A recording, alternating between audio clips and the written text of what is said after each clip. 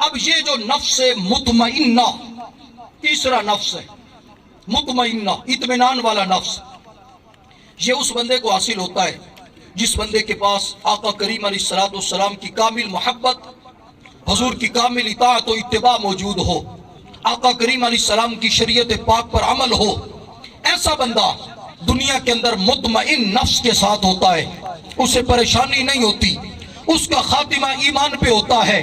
جب اس کی روح کی قبض ہونے کا وقت آتا ہے تو اللہ تبارک و تعالیٰ کی طرف سے فرمان آتا ہے، یا ایتھا النفس المطمئنہ، اے اطمینان والی جان۔ رب کی طرف سے جب فرمان ہوتا ہے نا، اس کی روح مچلتی ہے، اس کی روح وجد میں آ جاتی ہے، اس کی روح کو عجیب ایک کیف محسوس ہوتا ہے، مجھے میرے رب نے پکارا ہے، اللہ اکبر، مجھے میرے رب نے پکارا ہے۔ یہ کیفیت جب وہ محسوس کرتا ہے نا، اس کو لفظوں میں بیان نہیں کیا جا سکتا، ہم بیان کر بھی دینا، لفظوں میں اس کی حقیقت نہیں سمجھائی جا سکتی۔ اگر کسی بندے کو میں کہوں کہ آم بڑا میٹھا ہوتا ہے، بڑا مزیدار ہوتا ہے، اس کا لطف بڑا ہے، کھانے کے اندر بڑا مزیدار ہے، فلاں پھل جو ہے وہ بڑا لذیذ ہوتا ہے، بڑا لطیف ہوتا ہے، میٹھا ہے، اس کا ذائقہ خوشگوار ہے، ساری چیزیں بیان کریں، اس کو کوئی سمجھ نہیں آئے گی۔ سمجھ کب آئے گی؟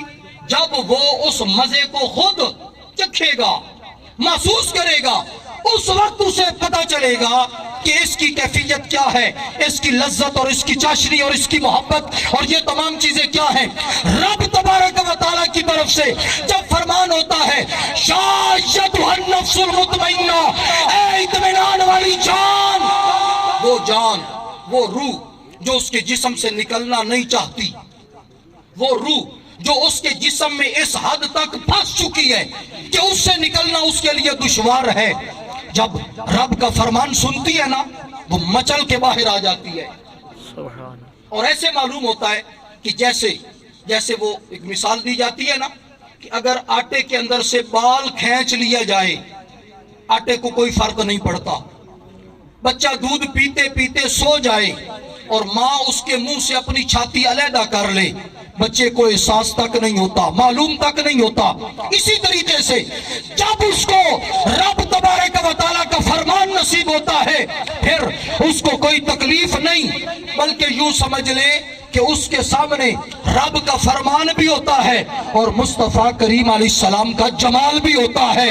حضور کرم فرماتے ہیں، اپنے غلام کو آخری وقت میں زیارت کروانے کے لیے تشریف لاتے ہیں، اگر حسن یوسف سامنے ہو، جسم حسن یوسف سامنے ہو اور عورتیں بجائے پھل کاٹنے کے اپنی انگلیاں کاٹ دیں، انہیں احساس تک نہیں ہوتا، خود اندازہ فرمائیں جس کے سامنے جمال مصطفیٰ موجود ہو، سبحان اللہ، حضور کا جمال موجود ہو، اللہ اکبر۔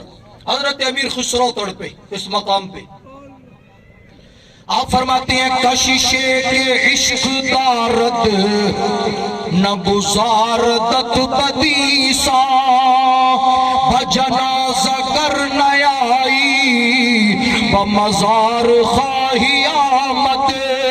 فرماتے ہیں میرے عشق کے اندر کشش ہے، میرے عشق کے اندر جاذبیت ہے، میرا عشق خود محبوب کو اپنی طرف کھینچے گا، کیونکہ ساری زندگی اس محبوب کے ساتھ وفا کرتے ہوئے گزری ہے، اس محبوب نے میرے پاس تشریف کو لانا ہے، کرم تو یقیناً فرمانا ہے۔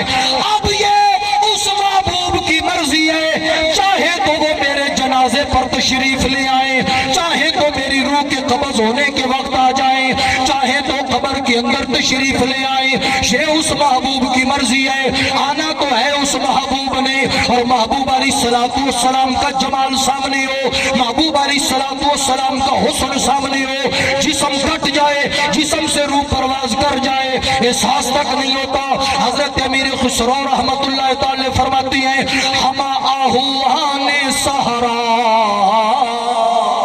سبحان اللہ، سر خود نہاد پر کف، ہما آہوان سہرا، سر خود نہاد پر کف، امید آ کے روزے بشکار خواہی آمد.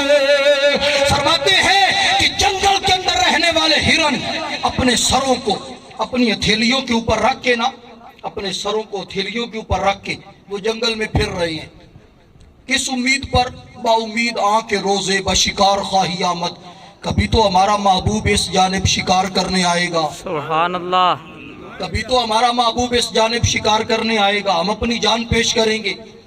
حجت الوداع کا موقع ہے. حضور نے جو آخری حج فرمائی نا، حجت الوداع، 100 اونٹ سرکار نے نہر فرمائے. 100 اونٹ، جن میں 63 اونٹ سرکار نے اپنے مبارک ہاتھ سے ان کو نہر فرمایا.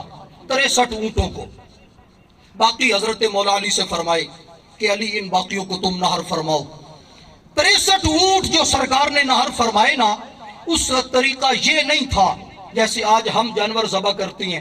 ایک بکرا ذبح کرنا ہو، چھوٹا کوئی جانور ذبح کرنا ہے، 7 بندے 10 بندے اسے چمٹے ہوئے ہیں، قابو وہ پھر بھی نہیں ہوتا. وہاں طریقہ اور ہے، وہاں یہ طریقہ نہیں ہے. طریقہ کیا ہے؟ لائن بنا کے اونٹ کھڑے ہوئے ہیں، سارے سبحان اللہ. لائن بنا کر اونٹ کھڑے ہوئے ہیں، چھری حضور کے ہاتھ میں ہے. لائن بنا کے اونٹ کھڑے ہیں، چھری حضور کے ہاتھ میں ہے. ایک اونٹ چل کے خود آگے آتا ہے، گردن پیش کرتا ہے، سرکار چھری چلا دیتی ہے. سبحان اللہ. انداز دیکھے ذرا، چل کے خود ایک اونٹ آگے آتا ہے، اپنی گردن پیش کرتا ہے، سرکار تشریف فرمائے، حضور چھری چلا دیتے. پھر دوسرا آگے آتا ہے، حضور چھری چلا دیتے. حجت الوداع کو پڑھے نا، یہ ساری چیز اس میں موجود ہے. 63 اونٹ سرکار نے اپنے ہاتھ سے نہر فرمائے. اچھا، لائن لگی ہوئی ہے 100 اونٹوں کی. لائن جو بنی ہوئی ہے وہ 100 اونٹوں کی ہے. اب لائن بنی ہوئی ہے، حضور نہر فرما رہے ہیں، ذبح فرما رہے ہیں، لیکن ان اونٹوں میں سے بھی نا کچھ اونٹ لائن کو قطار کو توڑ کر آگے بڑھتے ہیں. جیسے ہوتا ہے نا، میں ایک چھوٹی سی مثال دے دیتا ہوں. دیگ بانٹی جا رہی ہو چاولوں کی، جی داتا صاحب آپ جائیں، وہاں لنگر بٹ رہا ہے، جی سلطان العارفین جائیں، پھر سیال جائیں، جی بابا فرید الدین گنج شکر کے پاس جائیں، لنگر مل رہا ہے. اب لائن بنی ہوئی ہے 50 بندوں کی، دیگ ہے ایک. ہر بندے کو یہ خطرہ ہوگا کہ یہ چاول ابھی ختم ہوئے اور میں رہ گیا. ہم چونکہ لنگر کھانے والے ہیں نا، تو اس لیے میں لنگر کی مثال دے رہا ہوں. سبحان اللہ. یہ دیگ ابھی ختم ہو جائے گی اور ہم رہ جائیں گے. اب کوشش ہوگی ہر بندے کی کہ میں کسی طریقے سے آگے بڑھوں. اس لائن کے پورا ہونے تک اگر میں رہا تو مجھے لنگر نہیں ملے گا، میں تو رہ جاؤں گا. وہ کوشش کرے گا آگے بڑھنے کی، لائن توڑ کر کسی کو چھوڑ کر آگے نکلنے کی، تاکہ مجھے لنگر مل جائے. یہ لنگر ہے جسمانی. ادھر حضور جو لنگر دے رہے ہیں، کائنات میں اس کی مثال ہی کوئی نہیں. سبحان اللہ. حضور علیہ السلام کے ہاتھوں میں چھری ہے، سرکار تشریف فرمائے. ایک اونٹ آتا ہے، حضور چھری چلا دیتے ہیں. دوسرا آتا ہے، حضور چھری چلا دیتے ہیں. تیسرا آتا ہے، حضور چھری چلا دیتے ہیں. اب اونٹوں نے دیکھا، اچھا ابھی میرے آگے 97 اونٹ کھڑے ہیں، کہیں میں رہ نہ جاؤں. میرے آگے 90 اونٹ کھڑے ہیں، حضور چھری رکھ دیں. حضور کے ہاتھ سے جو کٹنے کا مزہ ہے، جو حضور کے ہاتھ سے ذبح ہونے کا لطف ہے، کہیں میں اس سے محروم نہ رہ جاؤں. اونٹوں کو مار کر، سر مار کر، ٹانگیں مار کر، صف کو توڑ کر، لائن کو چھوڑ کر آگے بڑھتے ہیں. کیوں؟ اس لیے کہ محبوب کے ہاتھوں ہمیں قتل ہونا نصیب ہو جائے. حضور علیہ السلام کے ہاتھوں اگر قتل نصیب ہو جائے، ذبح نصیب ہو جائے، اس سے بڑھ کر کمال کیا ہے؟ عاشق بھی وہ ہوتا ہے جو اس انتظار میں زندگی گزارتا ہے کہ جب روح قفس عنصری سے پرواز کرنے لگے، سامنے جمال محبوب ہو، حضور کو دیکھتا جاؤں. حضور کی چال کے صدقے، میں حضور کے خط و خال کے صدقے، میں حضور کے حسن و جمال کے صدقے، میں اپنے محبوب کے اخلاق کے صدقے، کردار کے صدقے، گفتار کے صدقے، رفتار کے صدقے، ادھر یہ صدقے ہو رہا ہوتا ہے. فرشتے اپنا کام کر کے روح لے کر پرواز کر جاتے ہیں.